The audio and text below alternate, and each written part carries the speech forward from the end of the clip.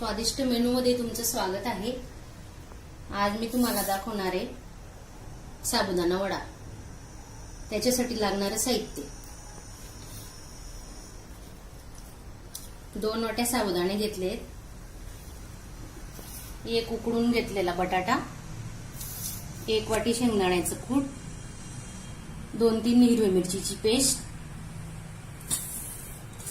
थोडं लाल तिखट आणि जिरे, तळण्यासाठी तेल तापवायला ठेवलेले, चवीपुरतं मीठ,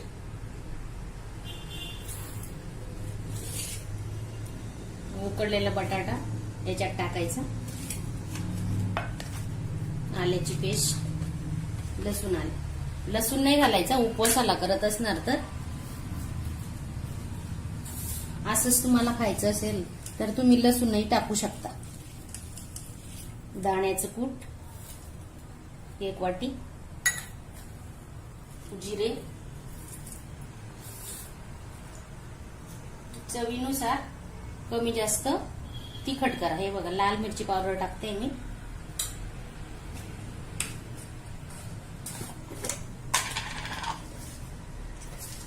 चवीनुसार मीठ,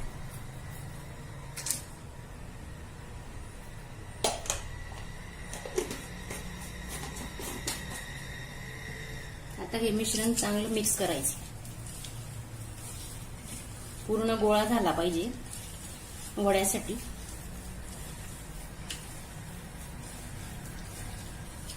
हातानेच मिक्स होतं ते, चमच्याने काही करता येत नाही। हाताने केल्यावर मग छान गोळा होतो।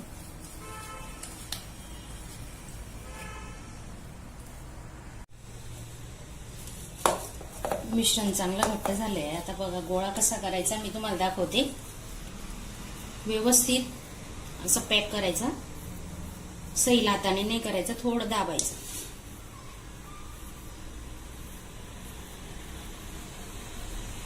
कधी कधी काय होतं, काठावर आहे ना तळे जातात। हे बघा, ते असे व्यवस्थित अंगठ्याने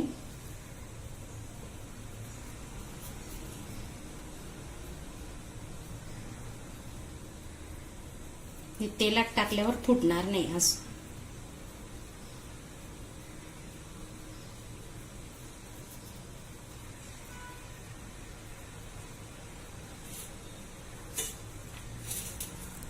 तेल तापलेलं आहे। आता आपण गॅस फुल आहे तेल तापताना। आता गॅस बारीक करायचा, कमी करायचा, म्हणजे पोटात ते शिजतील, कच्चे नाही राहणार आतमध्ये। जास्त फुल गॅसवर तुम्ही तळले ना, मग काय होणार, वरची बाजू शेकली जाईल आणि आतमध्ये मग ते कच्चेच राहणार।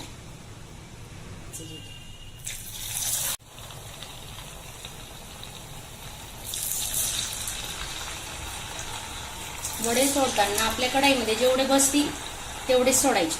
आता मी छोटी कढई घेतली, वडे कमी आहेत म्हणून।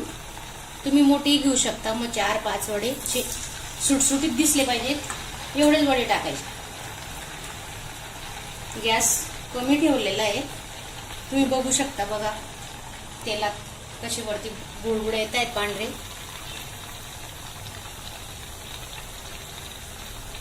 गॅस एकदम स्लो आहे, तेल तापलेलं आहे। गॅस फुल करायची काही आवश्यकता नाही।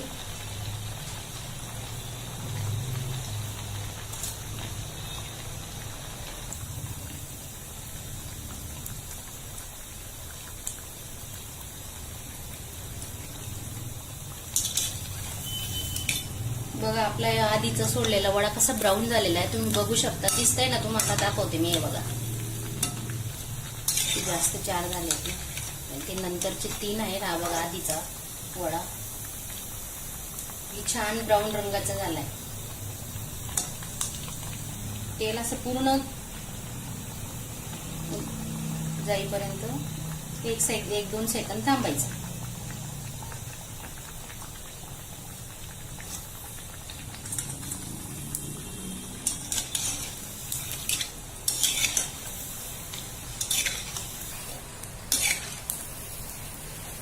आता आपले 3 वडे झालेले आहेत। आता आपण हे काढून घेऊ। पुन्हा गॅस कमी करून द्यायचा। आता 1 वाटी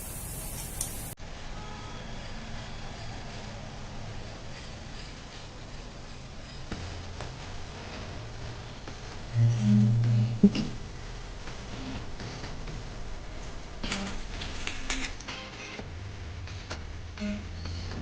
बघा, आता आपले वडे तळून झालेले आहेत छान मस्तपैकी.